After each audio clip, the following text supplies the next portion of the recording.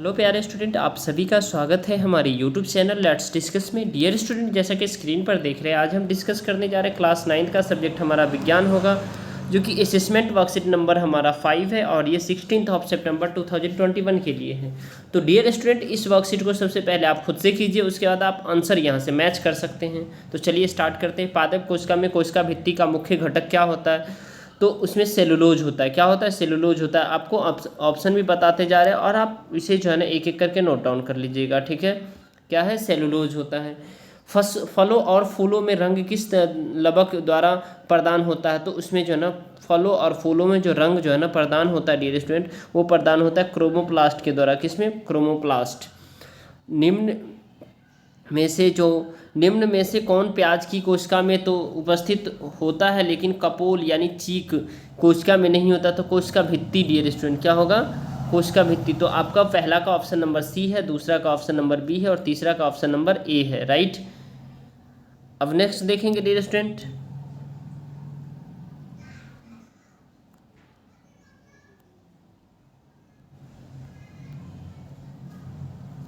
Question number 4, यदि हम लाल रक्त कणिकाओं को निम्नलिखित विलयन में रख दें तो किस विलयन में कोशिकाओं का आकार बढ़ जाएगा? तो डियर स्टूडेंट, अगर हम रख देंगे तो किस विलयन में बढ़ जाएगा? तो हमारा फोर्थ का जो ऑप्शन होने वाला वो फोर्थ का हमारा बी सही हो जाएगा, यानी अल्प प्रासरण दाबी द्वारा हो जाएगा। क्या हो जाएगा? अल्प प्रासरण दाबी द्वारा, ठीक है। तो आपका ये बी ऑप्शन हो गया। अब क्वेश्चन नंबर हम नेक्स्ट देखते हैं। क्वेश्चन नंबर हमारा 5 है, निम्नलिखित में से कौन सा एक कोशिकीय का उदाहरण है लेकिन एक पूर्ण जीव की तरह कार्य नहीं करता? यानी एक कोशिकीय तो होगा लेकिन पूरे जीव की तरह वो कार्य नहीं करेगा। तो हमारा 5 का ऑप्शन नंबर ए हो जाएगा, यानी कि ये श्वेत रक्त कोशिका है, WBC, ठीक है। क्या है? श्वेत रक्त कोशिका WBC है, ठीक है, ये नहीं है। तो यही आपका आंसर हो जाएगा। निम्न में से कौन से प्रोटीन संश्लेषण में सम्मिलित नहीं होता है? यानी कौन सा प्रोटीन संश्लेषण में सम्मिलित नहीं होता है? तो 6 का आपका आंसर हो जाएगा गोल्जी उपकरण, जो कि प्रोटीन संश्लेषण में सम्मिलित नहीं होता, राइट। अब क्वेश्चन नंबर हम 7 देखेंगे।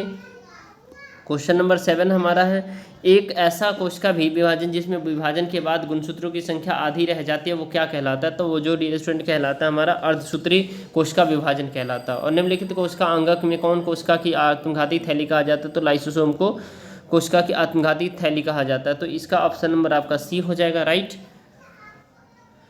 अब क्वेश्चन नंबर नेक्स्ट देखेंगे डियर स्टूडेंट। क्वेश्चन नंबर हमारा जो है ना 9 है, ठीक है।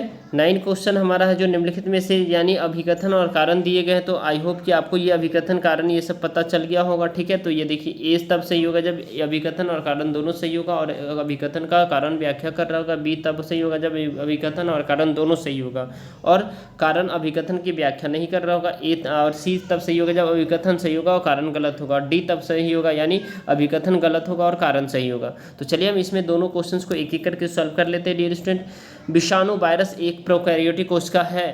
तो ये बात तो जो है ना डियर स्टूडेंट बिल्कुल गलत है। विषाणु वायरस तो प्रोकैरियोटिक कोशिका होता ही नहीं है, ठीक है।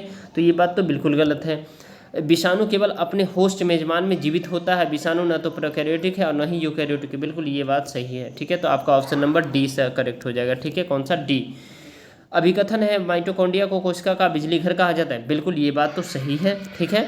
माइटोकॉन्ड्रिया का बिजली घर कहा जाता है, कारण है माइटोकॉन्ड्रिया एटीपी का निर्माण करता है। बिल्कुल ये करता है। तो ये दोनों ऑप्शन सही है, यानी ऑप्शन नंबर यहाँ पे आपका ये ए होना चाहिए, ठीक है। तो ये आपका ऑप्शन नंबर ए करेक्ट हो जाएगा, राइट।